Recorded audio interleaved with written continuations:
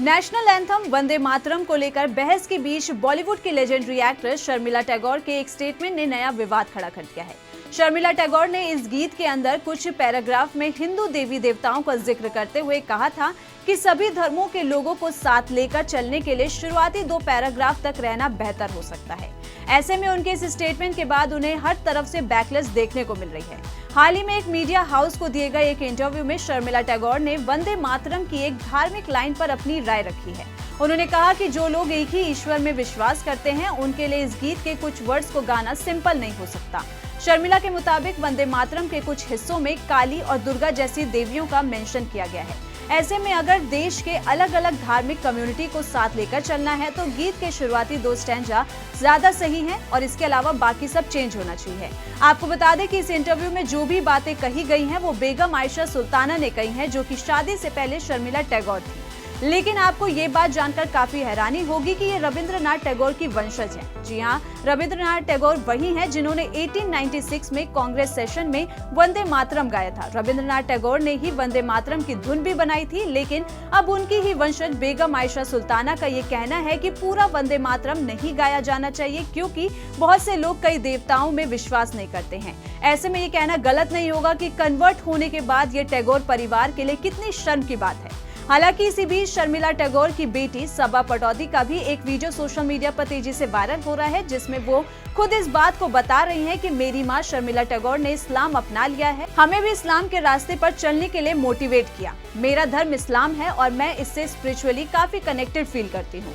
मैं सभी धर्मों का सम्मान करती हूँ, लेकिन हमारे परिवार में कोई मंदिर नहीं था और न ही हम हिंदू धर्म का कल्चर फॉलो करते हैं। इन सारी बातों से ये साफ पता चलता है कि धर्म बदलने के बाद किस तरह इस परिवार का दिमाग मैनिपुलेट किया गया है, क्योंकि शर्मिला टैगोर की बेटी खुद इस बात को एक्सेप्ट कर चुकी हैं कि वो पहले हिंदू फैमिली से बिलोंग करती थी, लेकिन शादी के बाद धर्म बदलने की वजह से उन्होंने इस्लाम अपना लिया और वो अभी भी उस बड़ी ही कट्टरता के साथ फॉलो करती हैं। इसी बीच शर्मिला के इस स्टेटमेंट पर एक्ट्रेस और सांसद कंगना रनौत ने भी अपना रिएक्शन दिया है। कंगना ने शर्मिला टैगोर की अपनी राय रखने के अधिकार की तारीफ करी है, लेकिन साथ ही कहा कि एक कलाकार द्वारा कविता और कला की इतनी सीमित डेफिनेशन करना उन्हें हैरान करता है। तो कुल मिलाकर सवाल ये है कि शर्मिला टैगोर की बात को आखिर किस नजरिए से देखा जाए। अपनी राय रखना हर किसी का अधिकार है, लेकिन जब बात देश के राष्ट्रीय गीत और उससे जुड़ी ऐतिहासिक विरासत की हो तो क्या इसे सिर्फ धार्मिक नजरिए से देखना सही है? शर्मिला टैगोर ने धर्म और आस्था के बेस पर वंदे मातरम के हिस्सों को सीमित करने की बात कही, लेकिन यहीं पर लोगों का सवाल भी खड़ा होता है कि क्या किसी कविता या गीत को समझने के लिए उसमें मौजूद रिलीजियस सिंबल्स को अपनी पर्सनल फेथ के चश्मे से देखना जरूरी है?